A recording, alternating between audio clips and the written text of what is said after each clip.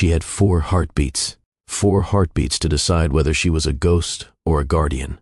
4 heartbeats between a stranger's life and her own survival. 4 heartbeats that would crack her quiet little world wide open and scatter the pieces across a city that didn't even know her name. Her hand hovered over the glass. Amber liquid, single sphere of ice. A drink worth $40 that now held something worth a man's entire life. She could see it dissolving, that tiny capsule, no bigger than a grain of rice, sinking into the whiskey like a secret the universe was daring her to keep. She wasn't a hero. She wasn't brave. She was a 27-year-old single mother who hadn't slept a full night in 2 years.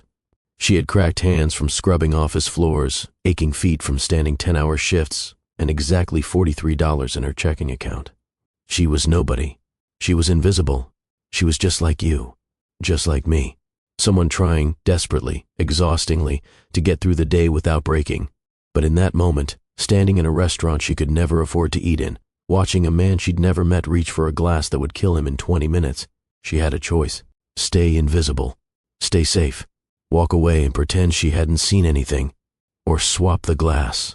Save a stranger. And drag her 5-year-old son into a storm she couldn't even begin to understand. What would you have done? Really, think about it. Your child at home, sleeping. Your whole life balanced on a razor's edge, and a stranger's hand reaching, slowly, casually, completely unaware, for a drink laced with death. Stay with me, because what started with a swapped glass ended with everything changing. And I promise you, by the end of this story, you'll never look at a simple act of courage the same way again. Welcome to Infinite Love Tales by Mr. White. Before we dive into this story, do me a favor. Drop a comment right now and tell me, have you ever had a moment where you had to make a split-second decision that changed everything? Big or small? I want to hear your story. And if you haven't already, hit that subscribe button and turn on notifications. Trust me, you're going to want to see how this ends. Now let me take you back. Before the glass. Before the choice. Before everything shattered and reassembled into something unrecognizable. Let me tell you about a woman named Mara Reyes. Because if you don't understand who she was before that night, none of what comes after will land the way it should. Mara was 27 years old, and if you passed her on a crowded Manhattan sidewalk, your eyes would slide right over her like water over stone. Average height, dark hair pulled back in a practical bun, not because she liked it that way, but because there was never time for anything else. Hands rough from years of scrubbing, lifting, carrying. Shoes worn thin at the soles. Eyes that held more exhaustion than a person her age should ever carry.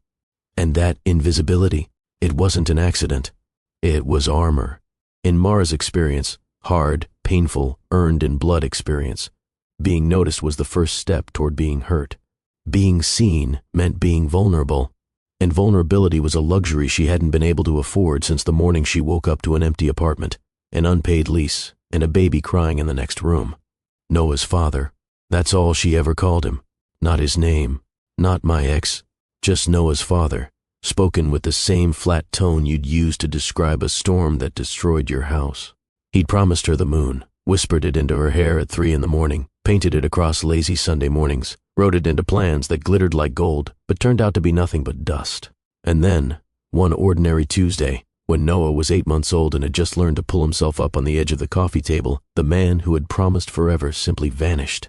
No note on the counter, no message on her phone, no explanation, just absence, sudden, total, and devastating.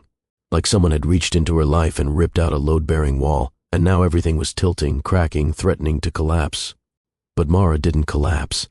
She couldn't, because there was a baby in the next room who didn't care about broken promises or shattered hearts. A baby who needed to be fed and held and loved. A baby who looked up at her with enormous brown eyes and had no idea that his entire world had just imploded. So Mara did what mothers do. She picked up the pieces. She packed what she could carry into 2 suitcases and a garbage bag. She moved into a studio apartment above a laundromat in Washington Heights, a place where the radiator clanked like a prisoner rattling chains and the walls were thin enough to hear every conversation, every argument, every lullaby from every apartment on the floor. And she started rebuilding, one shift at a time, $1 at a time, one sleepless night at a time. That was 3 years ago, and Mara was still building. She worked 3 jobs. At night, 5 days a week, she was a waitress at Aurelian, one of Manhattan's most exclusive restaurants, the kind of place that didn't even have a sign on the door. You either knew where it was, or you didn't belong there. Mornings, she cleaned offices in Midtown, pushing a vacuum through conference rooms where people made more money during their lunch break than she made in a month. Saturdays, she took alterations at a dry cleaner 3 blocks from her apartment, hemming pants and fixing zippers while Noah sat in the corner drawing dinosaurs with broken crayons. Every dollar went into a jar hidden behind the radiator in her bedroom. Every dollar brought her one step closer to her dream, a teaching degree. Mara wanted to stand in front of a classroom, a room full of kids just like Noah, kids with big eyes and bigger imaginations, and show them that the world was larger than the 4 walls they knew, that they could be anything, that their circumstances didn't define their destiny. But dreams cost money, and money cost time, and time was the one thing Mara never ever had enough of. And then there was Noah. Let me tell you about this boy, because he is the heartbeat of this entire story. Everything that happens, every choice Mara makes, every risk she takes, every moment she stands when her body begs her to fall, it all comes back to him. Noah was 5 years old. He had curly black hair that refused to be tamed no matter how much Mara tried, and enormous brown eyes that held more wonder than the night sky. He laughed with his entire body, head thrown back, hands clapping, feet stomping on the floor, and every single time he did, something inside Mara cracked open and bloomed like a flower pushing through concrete. He carried a plastic dinosaur everywhere, a battered green T-Rex with one arm missing and teeth marks along the tail. He named it Captain, and Captain went to school, to the grocery store, to the bathtub, and to bed. Noah invented songs, bizarre, wonderful songs about dragons who were afraid of butterflies and robots who couldn't stop sneezing, and he sang them at full volume on the subway while strangers smiled, and Mara pretended to be embarrassed but was secretly bursting with pride. And every night, when Mara tucked him in, Noah would grab her hand and say the same thing. "One more story, Mama. Just one more." And Mara, who had been on her feet for 14 hours, who had scrubbed floors and carried plates and smiled until her face ached, Mara would sit on the edge of his bed and make up a story. Every single night. Because that's what mothers do. They give until there's nothing left, and then they find a way to give a little more. Their neighbor, Mr. Gutierrez, a 73-year-old retired postal worker who lived 2 doors down, watched Noah on the nights Mara worked late. He never accepted money, just a plate of food now and then. "The boy keeps me young," he'd say, waving away her attempts to pay. Besides, he tells better stories than anything on television. This was Mara's world. Small, fragile, built on exhaustion and love and the stubborn refusal to give up. And on one freezing December night, a single moment in a restaurant full of strangers would threaten to burn it all down. Now, the night everything shifted. December 9th, a Tuesday. The kind of night that makes Manhattan feel like a snow globe filled with broken glass. Sleet hammered the windows sideways. The streets were rivers of black ice and headlights. Wind cut through every seam, every gap, every insufficient coat. But inside Aurelian, the world was different. Golden light poured from fixtures designed to make everything look expensive, which it was. Candles flickered on every table, their flames dancing in crystal holders. A cellist sat in the corner playing something slow and aching, the notes curling through the air like smoke. The scent of truffle and aged wine and fresh bread wove through the dining room like an invisible tapestry. Aurelian didn't have a sign on the door. It didn't advertise.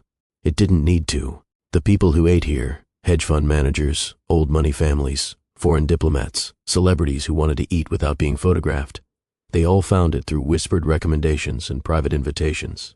A single entree cost more than Mara's weekly grocery budget. A bottle of wine cost more than her rent. And the staff? The staff had one unspoken rule, drilled into them from day one. You are furniture.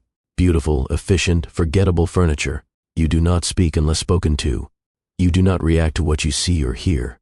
You move like shadows, and when the meal is over, you vanish. Mara had been furniture for 2 years, and she was very, very good at it. On this particular night, she was 7 hours into a 10-hour shift. Her feet throbbed inside her black shoes, each step sending a dull ache up through her ankles. Her lower back screamed from carrying heavy trays. A headache was building behind her left eye, but her posture was straight, her expression serene, her movements fluid and precise. Furniture doesn't complain. Furniture doesn't ache. Furniture just serves. That's when Dominique appeared at her elbow. Dominique was the floor manager, a tall, razor-thin woman with silver hair and a gaze that could freeze champagne at 20 paces. When Dominique spoke, you listened. When Dominique gave an instruction, you obeyed. There was no negotiation. There was no discussion. Private salon. Table for 6. Julian Ashford's party. The words came out in a sharp whisper, each syllable precise as a scalpel. Perfection, Mara. Not a single mistake. This man could buy the building. He could buy the block. He could buy everything you see and demolish it tomorrow if he wanted. Do you understand? Mara nodded. She understood. And she knew the name. Everyone in New York knew the name. Julian Ashford, 31 years old. One of the most powerful financial figures on the Eastern Seaboard. His family's holdings included media conglomerates, pharmaceutical ventures, shipping lines, and enough real estate to qualify as a small country. 18 months ago, his mother, the legendary Constance Ashford, had died suddenly of a brain aneurysm, and Julian had inherited everything. The empire, the enemies, the expectations, the impossible weight of a legacy built by someone who would never be there to guide him. The business press couldn't decide what to make of him. Some called him a visionary, a young leader trying to clean up the darker corners of his mother's empire, making it ethical, transparent, legitimate. Others called him naive, a boy playing at being a king. And some, the ones who whispered in back rooms and private clubs, called him a threat, because Julian Ashford was dismantling the very power structures that certain people depended on. Mara knew none of this. She knew a name, a reputation, and a rule: serve perfectly, stay invisible, go home. The private salon was separated from the main dining room by frosted glass doors. Inside, the atmosphere shifted, darker, more intimate. Dark wood paneling lined the walls. A long mahogany table dominated the room, set with crystal and silver that caught the light from a single chandelier overhead. Floor-to-ceiling windows looked out over the frozen city where sleet streaked past like tiny silver bullets. Julian Ashford was already seated when Mara entered with the first round of water. He was tall even while sitting, long limbs, lean frame, the kind of body that suggested restless energy rather than gym-sculpted perfection. Sharp features, a jaw that looked carved rather than grown, and eyes, gray-green, the color of the ocean before a storm, that seemed to absorb light rather than reflect it. He wore a charcoal suit with no tie, the top button of his shirt undone. It was the smallest gesture of casualness, but on him it read like a statement: I am powerful enough to be comfortable anywhere. But Mara noticed something else, something the other servers probably wouldn't catch: a tension in his jaw, like his teeth were clenched behind closed lips, a tightness across his shoulders that spoke not of authority, but of exhaustion. And his eyes, those storm-colored eyes, when they swept the room, they didn't land on anything with warmth. They calculated, measured, assessed. This was a man who trusted no one. 5 others joined him over the next 20 minutes. 3 men, 2 women, all radiating that particular brand of confidence that comes from old money and generational power. They greeted each other with handshakes and half smiles, settling into their seats like chess pieces taking position on a board only they could see. And then the last guest arrived, Victor Hale. He walked in 12 minutes late, shaking sleet from his coat, apologizing about the weather with a warm, self-deprecating laugh. He was younger than the others, maybe early 30s, with an easy smile and the kind of polished charm that fills a room like cologne. Julian, forgive me. The FDR was a parking lot. He clasped Julian's hand with both of his, the gesture almost brotherly. Wouldn't miss tonight for anything. Julian smiled. Glad you made it, Victor. Sit down. We're just getting started. Victor took his seat. He unfolded his napkin. He made a joke that drew laughter from the table. And Mara watched. Something was wrong. She couldn't explain it, couldn't name it. But her instincts, those instincts that had been sharpened by 3 years of surviving alone, of reading strangers on the subway, of knowing the difference between a generous customer and a dangerous one, those instincts flared like a match struck in darkness. Victor's smile was perfect, too perfect. It didn't reach his eyes. His laughter came half a beat too late, like he was performing rather than feeling. And his left hand, she noticed this as she poured his water, stayed in his jacket pocket a moment too long before settling on the table. Stop it, she told herself. You're exhausted. You're imagining things. Serve the wine. Clear the plates.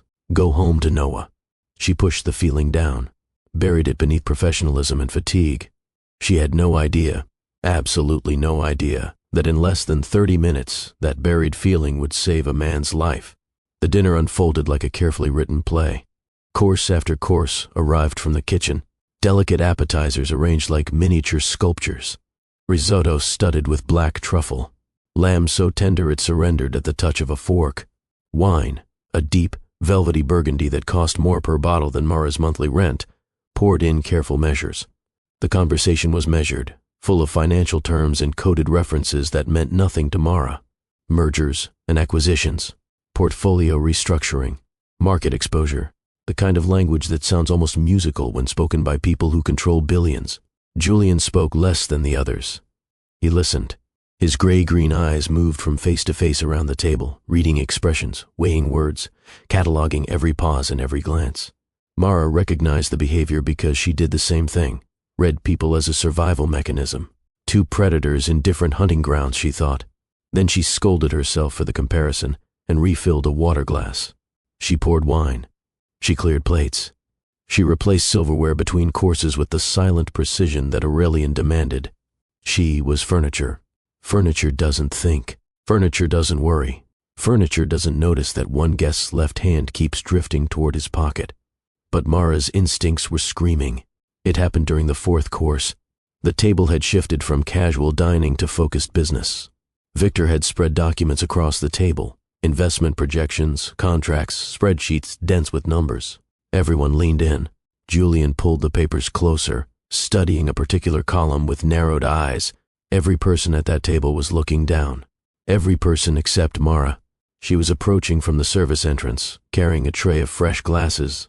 And from her angle, slightly behind and to the left of Victor, she had a clear, unobstructed view of his hands. His right hand was pointing at a column of numbers, his index finger tracing a line of projected returns. His voice was smooth, confident, drawing Julian's attention deeper into the data. But his left hand, the hand that had lived in his pocket all evening, was moving, slowly, deliberately, with the precision of someone who had practiced this motion 100 times. It passed over Julian's cocktail glass, an old-fashioned, amber liquid over a single sphere of ice. Between Victor's fingers, pinched so carefully that you would need to be looking from exactly the right angle to see it, was a capsule, tiny, no larger than a grain of rice, almost translucent. A flick, a release. The capsule dropped into the amber liquid and dissolved instantly. No ripple, no color change, no evidence at all. The whiskey looked exactly the same. The ice sphere continued its slow rotation, and Victor's hand returned to the documents without missing a beat, his voice never wavering, his smile never flickering. It took less than 2 seconds, and if Mara had blinked, if she had looked away for even a moment, she would have missed it entirely. But she didn't blink. Time fractured. The sounds of the dining room, the conversation, the clink of crystal, the distant cello, collapsed into a single roaring pulse, her own heartbeat, thundering in her ears like a war drum. Did that just happen? Did I really just see that? She looked at Victor's face, calm, relaxed, already laughing at something one of the other guests had said. His body language was perfect, loose, easy, natural. Not a single tell, not a flicker of guilt or nervousness. He was good. He was terrifyingly good. And now Julian was reaching for his glass, casually, absently, the way you reach for a drink when your mind is focused on something else entirely. His fingers curled around the crystal. 4 heartbeats. That's all Mara had. Noah. The name blazed through her mind like a comet. Noah needs you alive. Noah needs you employed. Noah needs you to walk away right now and forget what you saw. This is not your fight. These are not your people. You are furniture, and furniture doesn't save lives. Julian lifted the glass, brought it halfway to his lips. But this man will die. Right here. Right now. In 20 minutes, he will clutch his chest and collapse, and everyone will call it a heart attack, and no one will ever know what really happened. No one except you. 3 heartbeats. Can you live with that? Can you tuck Noah into bed tonight and tell him a story about dragons and robots and butterflies, knowing that you watched a man die because you were too afraid to move? 2 heartbeats. Her body made the decision. Mara set the tray down on the service console. Her hands found a glass of the same whiskey, one she'd poured moments ago for a seat that had been empty all night, a 7th guest who never arrived.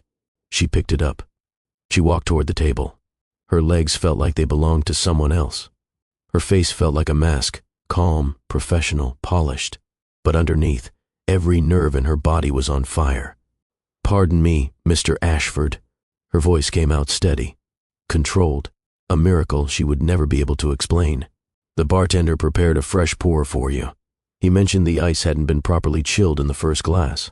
My apologies for the oversight." She placed the clean glass beside his hand with practiced grace.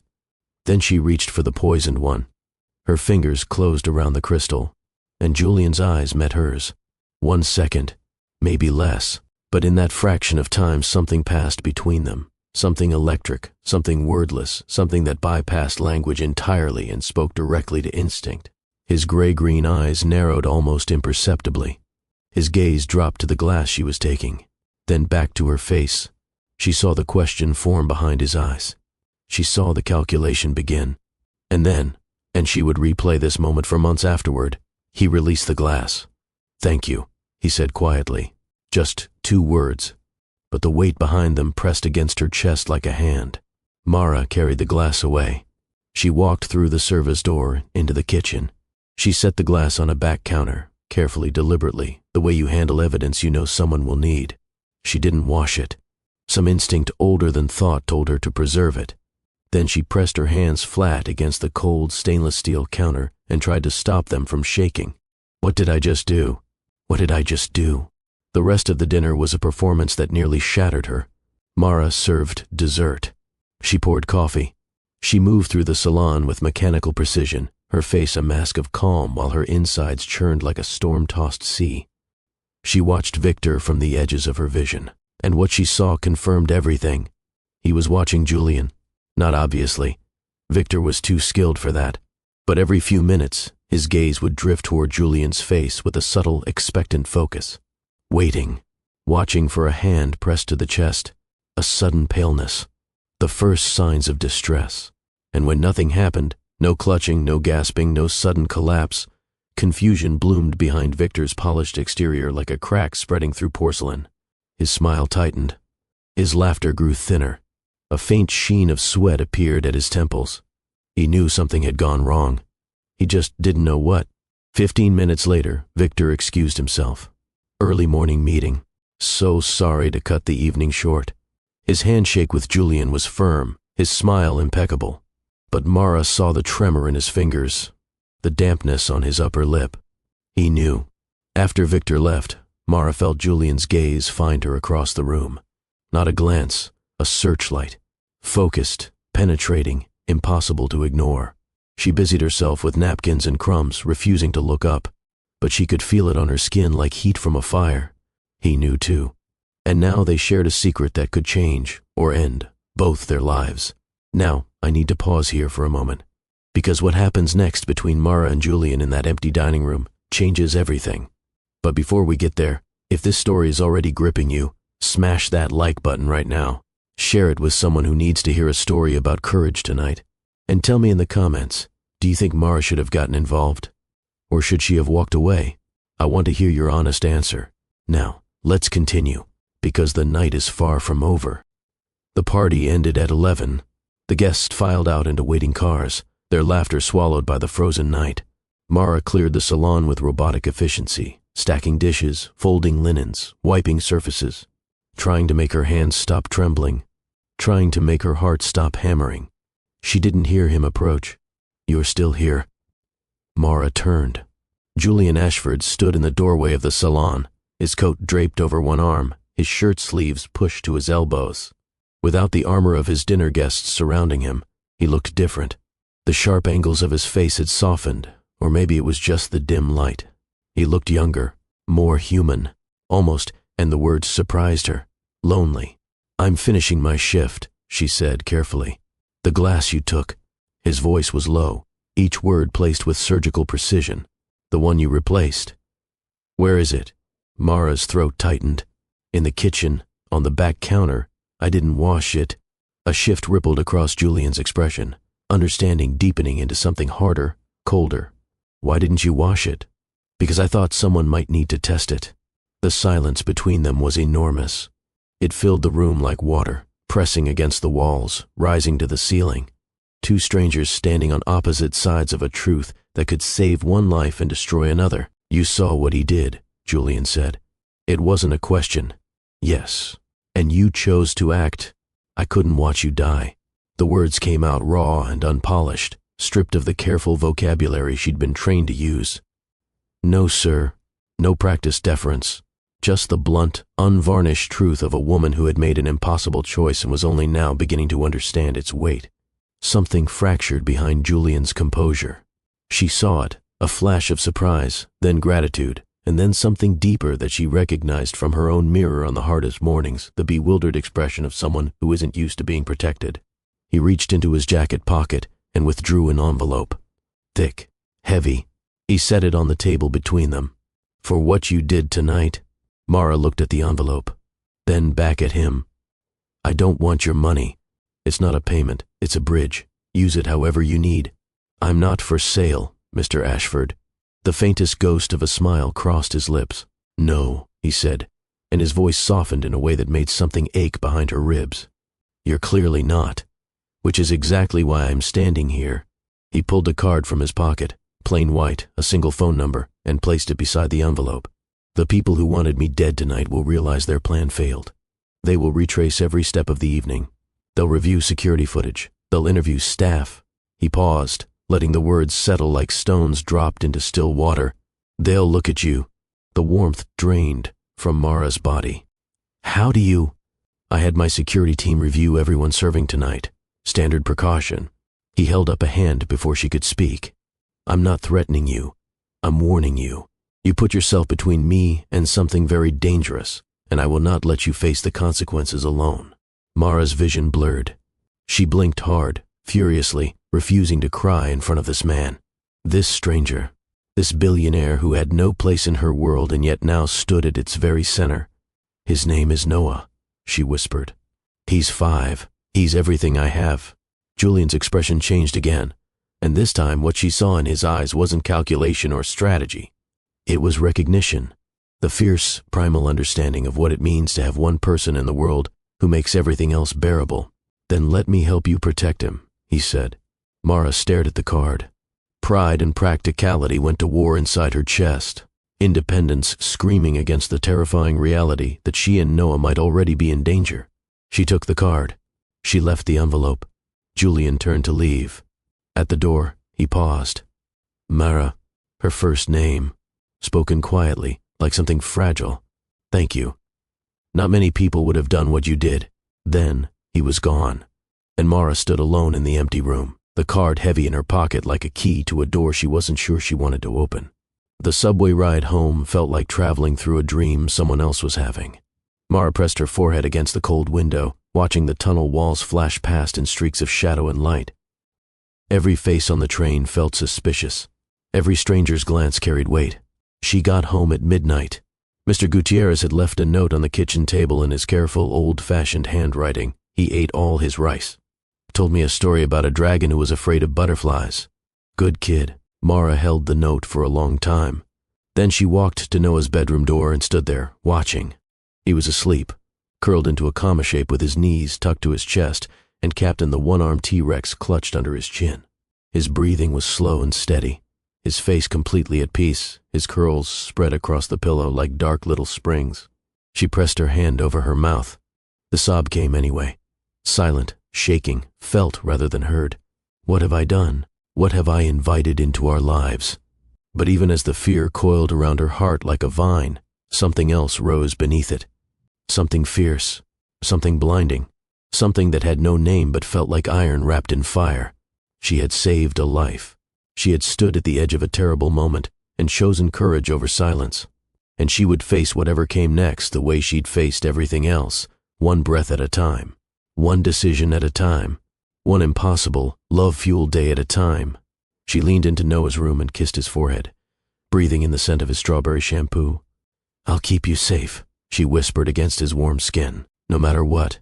I promise. Then she went to her room, pulled out the jar from behind the radiator, counted her tips by the light of a single lamp, added the bills to the stack.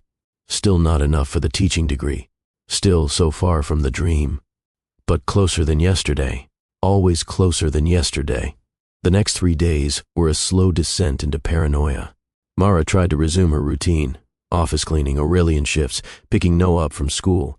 But the routine had developed cracks, and through those cracks, fear seeped in like freezing water. She noticed things. The same black sedan parked outside her building 2 mornings in a row. Engine running, no one getting out. A woman in a gray coat who appeared on her subway platform 3 days straight. A man outside Noah's school, leaning against a fence, scrolling through his phone, but his eyes weren't on the screen. Was she imagining it? Was her exhausted, overstimulated mind creating threats from ordinary people? Or was she being watched? She didn't know, and not knowing was worse than anything. Noah, meanwhile, existed in the blissful obliviousness of childhood. He sang his invented songs. He made Captain the Dinosaur fight invisible monsters. He asked questions that pierced Mara's heart with their innocence. "Mama, can you come to career day at school?" He asked one evening while they made dinner together, pasta with butter, the only recipe their budget allowed 3 nights a week. "We're supposed to bring a parent, to talk about our jobs." Mara's stomach tightened. Career day, where other parents would talk about being architects, surgeons, software engineers, and she would be, what? The waitress who scrubbed floors? "I'll try, baby." Mama has to check her schedule. "Rosario's mom is a pilot," Noah said, his eyes wide with admiration. "She flies planes across the whole ocean." "That's amazing," Mara said softly. Then she knelt down to his level. "But you know what? Every job is important. Every person who works hard and shows up for the people they love, that matters." Noah tilted his head, considering this with the gravity only a 5-year-old can muster. "What do you want to be, Mama?" The question, so simple, so innocent, nearly broke her in half. "I want to be a teacher. I want to help kids learn and grow and believe they can be anything." "Then you should do it." Noah said it with the absolute, unshakable certainty of childhood. No caveats. No calculations. No awareness of how much it cost or how far away it felt. "You can be anything you want, Mama. If only it were that simple," Mara thought. If only. Then, on the 3rd night, her phone rang. Unknown number. Mara stared at the screen for 4 rings, her pulse hammering. She answered. "Miss Reyes." The voice was unfamiliar. Professional. Clipped. "My name is Detective Audra Sinclair with the NYPD. I need to speak with you regarding a death connected to a private dinner at Aurelian restaurant on December 9th. The floor tilted beneath Mara's feet. A death. Victor Hale was found dead in his residence this morning. Preliminary findings indicate poisoning.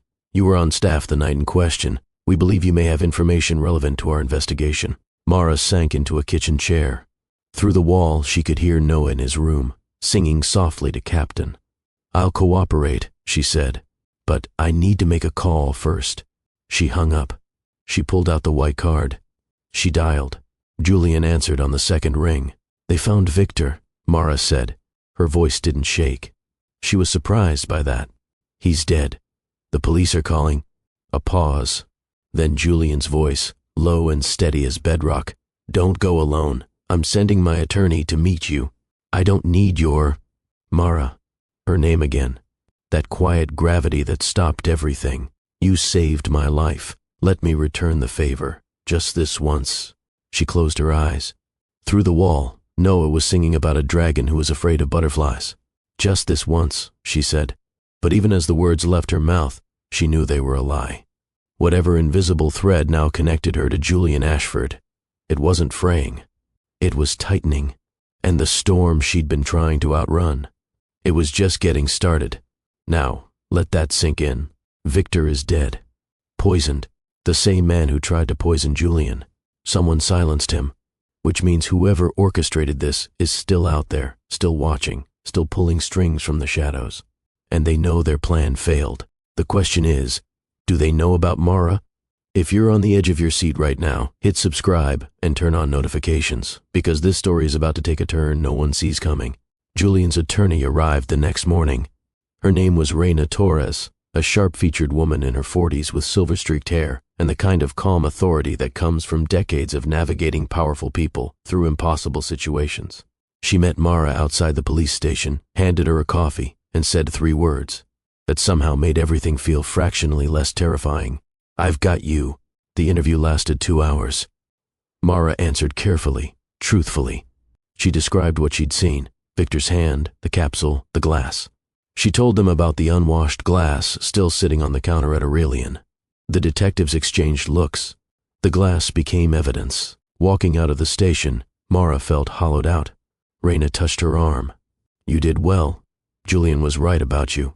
"Right about what?" "That you're stronger than you realize." 2 days later, Mara stood in Julian Ashford's office for the first time. A glass tower overlooking Central Park, 53 floors above the city, the kind of space that existed in a different universe from her studio above the laundromat. She wore her cleanest coat, still worn at the elbows, and stood in a marble lobby that probably cost more than everything she would earn in her entire lifetime. The contrast was almost absurd, almost funny, but Mara wasn't laughing. Julian met her in a conference room with floor-to-ceiling windows. The city sprawled below them like a circuit board, glittering and indifferent. "Thank you for coming," he said. "You didn't give me much choice. There's always a choice. You taught me that." The words landed somewhere soft inside her. She ignored it and sat down. Julian told her everything. His security team had been investigating since the night of the dinner. Victor Hale hadn't acted alone. He was a weapon, aimed and fired by someone else. Someone on Julian's own board of directors. Someone who had access to his schedule, his security protocols, his innermost circle. "Her name is Vivian Ashford Crane," Julian said. And when he spoke the name, something in his voice cracked, hairline thin, barely audible, but devastating if you knew what to listen for. "She's my aunt. My mother's sister." Mara stared at him. "Your family?" "She believes the empire should have passed to her when my mother died. She sees my reforms as weakness, my changes as betrayal. She's been working in the shadows for 18 months, turning allies against me, undermining deals, feeding information to competitors. And when none of that worked fast enough," he trailed off. "She sent Victor." The betrayal in his voice was raw. Not the sharp anger of an executive who'd been outmaneuvered, the deep, bleeding hurt of a man whose family had tried to murder him. "My mother trusted her with everything," Julian said quietly. "I trusted her." For the first time, Mara saw him clearly. Not as a billionaire, not as a name in a magazine, but as a man who had lost his mother and been betrayed by his own blood. A man surrounded by power and prestige and people who wanted things from him, and utterly, profoundly alone. She recognized that loneliness. She wore it herself. Then Julian's expression hardened. "There's something else. My security team flagged a concern." He slid a photograph across the table. Grainy, taken from a distance, a figure standing outside a chain-link fence. Noah's school. Mara's blood turned to ice. "That's an unknown individual, photographed outside your son's school 2 days in a row." The fear that hit Mara wasn't cold. It was volcanic, a roaring, white-hot eruption that started in her chest and radiated outward until her entire body was shaking. Not with weakness, with fury. "I'm assigning a protection detail to you and Noah," Julian said. "This is not negotiable. I don't want your people following my son, and I don't want the woman who saved my life to lose the person she loves most." Julian's voice was steady, but his eyes, those gray-green eyes, held something she hadn't seen before. The same fierce protectiveness she felt for Noah. "This isn't charity, Mara. This is responsibility. You acted when no one else would. The least I can do is make sure that act of courage doesn't cost you everything." She stared at the photograph, at the fence, at the place where her son played during recess, chasing friends, singing songs, completely unaware that the world contained people who would use a 5-year-old boy as leverage. "Okay," she said. The word tasted like surrender. But it wasn't. It was something else, something stronger. It was a mother choosing to accept help because the alternative was unthinkable. Career day arrived on a Thursday. Mara almost didn't go. She was exhausted, strung tight with anxiety, running on 3 hours of sleep and cold coffee. Every minute away from Noah felt dangerous, and every minute with him felt like borrowed time. But she'd promised, and Mara didn't break promises to her son. She sat in a tiny plastic chair in a kindergarten classroom decorated with construction paper snowflakes and finger-painted self-portraits. Around her, other parents waited their turns, a veterinarian, an architect, a software developer, a pilot. Each one polished, confident, articulate. And then it was Mara's turn. She stood. 20 pairs of tiny eyes stared up at her. 20 sets of parents glanced her way, and for one horrible, hollow second, her mind went completely blank. What was she supposed to say? I'm a waitress. I clean offices. I hem pants. I have $43 in my bank account and a dream I can't afford.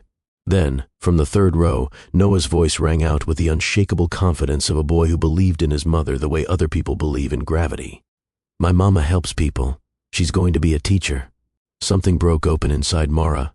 Not apart, open, like a door she'd kept locked for years suddenly swinging wide. She smiled. And she talked. Not about job titles or salaries, about working hard, about showing up for the people you love, even when you're tired, even when you're scared, even when the world makes you feel small. About how every single person who does their job with kindness and effort, every teacher, every janitor, every server, every parent, matters.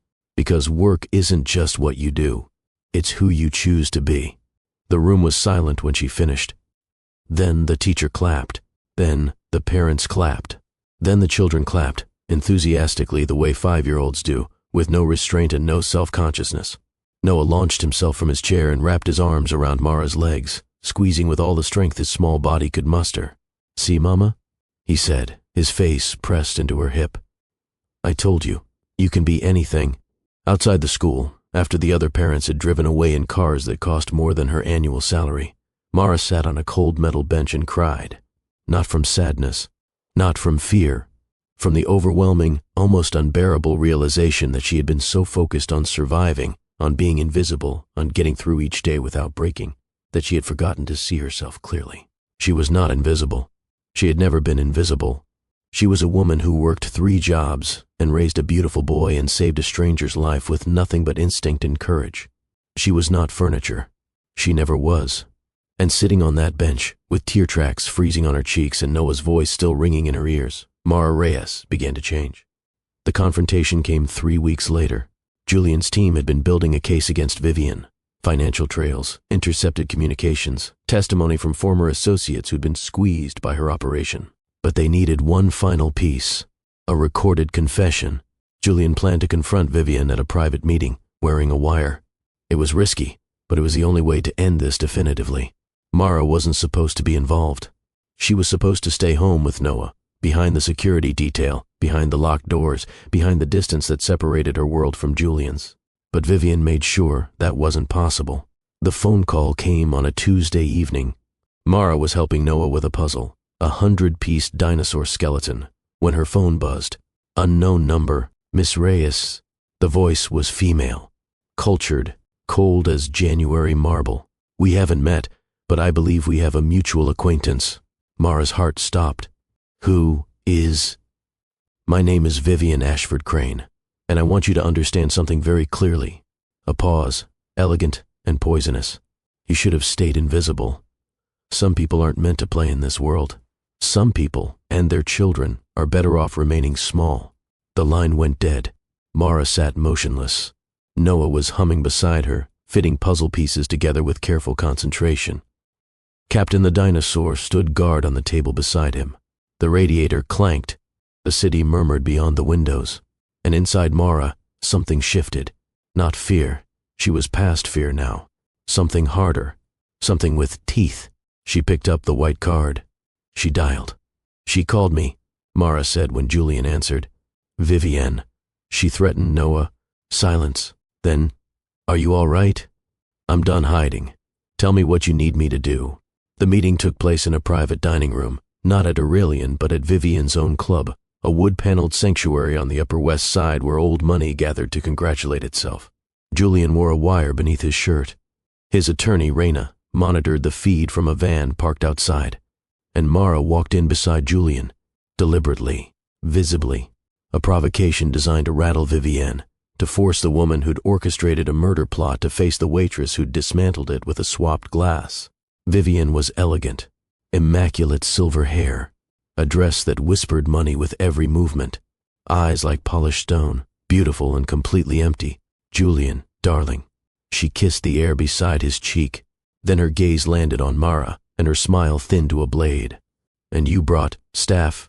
I brought the woman who saved my life, Julian said evenly. I thought you should meet her. The dinner that followed was a chess match played with words. Julian pressed. Vivian deflected. The conversation circled and fainted, each of them testing the other's defenses. But Mara's presence unnerved Vivian in ways Julian's questions couldn't. Every time Vivian looked at Mara, something shifted behind her polished exterior.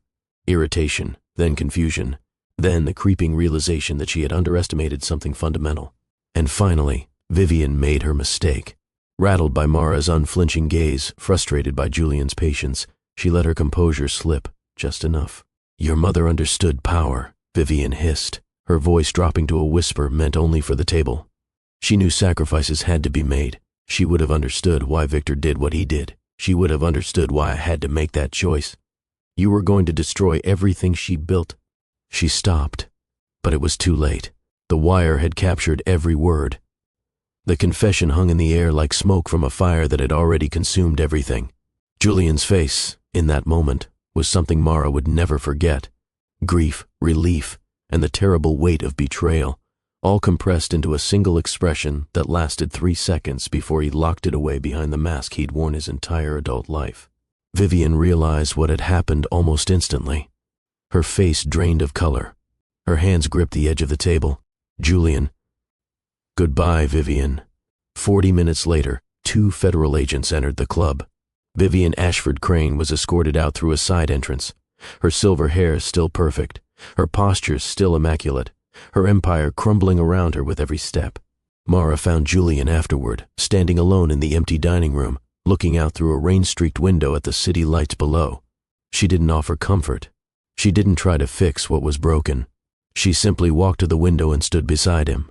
2 people who had seen each other at their most vulnerable. 2 people connected by a swapped glass and the 4 heartbeats that changed everything. "Thank you," Julian said quietly. "You already thanked me. Not for the glass." He turned to look at her, and his eyes, those storm-colored eyes, were luminous with something that might have been tears or might have been the reflection of the city lights. "For reminding me that good people still exist." 6 months later, spring arrived in Manhattan like a promise the city hadn't earned but desperately needed. The trees in Washington Heights burst into white blossoms. The air smelled like rain and possibility. And Mara Reyes sat in a lecture hall at City College, a notebook open in front of her, listening to a professor talk about child development. She was enrolled in the teaching program, not because Julian had paid for it, though he'd offered and she'd refused, but because she'd applied for a scholarship through the Ashford Foundation's new initiative for single parents pursuing education. She'd written the essay at 2 in the morning, sitting on her bedroom floor with a cup of cold coffee, and she'd written it with the same unflinching honesty that had defined every important moment of her life. She got the scholarship on her own merit, and that mattered more than any amount of money. She still worked at Aurelian, 3 nights a week now, instead of 5. Dominique had promoted her to senior server, which came with a raise and the quiet respect of the entire staff. She'd quit the office cleaning job. She still took alterations on Saturdays, but only because Mrs. Chen at the dry cleaner had become a friend, and friends don't abandon each other. The jar behind the radiator was gone, replaced by a savings account at a real bank. Small, but growing, always growing. And Julian? Julian had become a quiet, steady presence in their lives. Not a savior, not a replacement for anything missing. Something harder to define and infinitely more valuable. A friend, a protector, a man who showed up on Sunday afternoons with dinosaur books for Noah and coffee for Mara, and never once made her feel like she owed him anything. One afternoon in April, Mara sat on a bench in Riverside Park watching Julian and Noah together.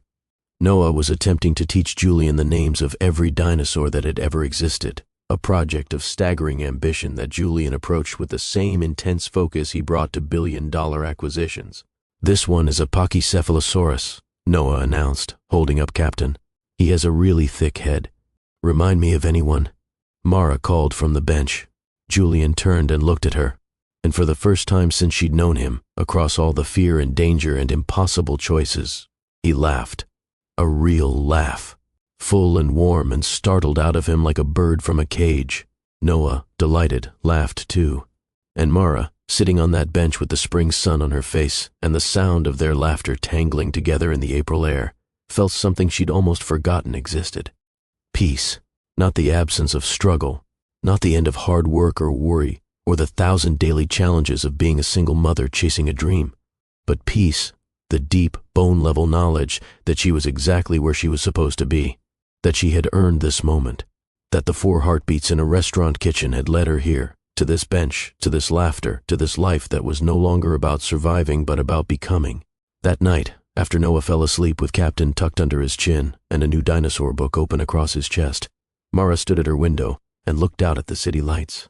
She thought about that December night, the glass, the capsule, the 4 heartbeats, the choice that had cracked her invisible life wide open and scattered the pieces across a city that had tried to swallow her whole.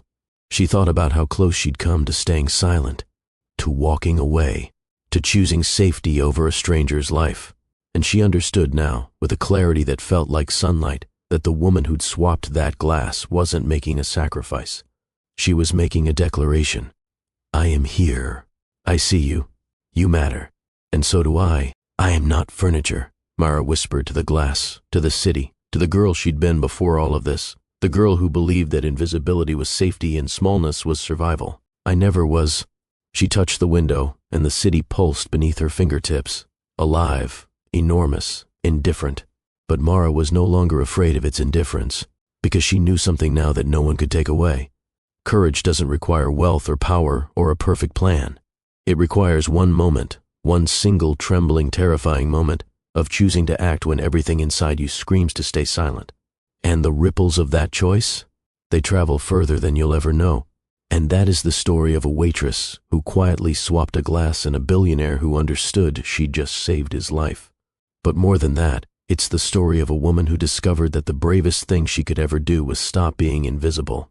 If this story moved you, if it made you think about the courage that lives inside ordinary moments and ordinary people, then do me a favor right now.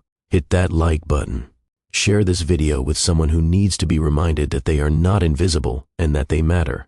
Subscribe to Infinite Love Tales by Mr. White so you never miss a story that could change the way you see the world. And leave me a comment. Tell me, what would you have done in Mara's place? Would you have swapped the glass? Or would you have walked away? There's no wrong answer, but I want to hear yours. I'll see you in the next one. Until then, take care of each other, because kindness, even the smallest kind, can save a life, and it can change yours forever.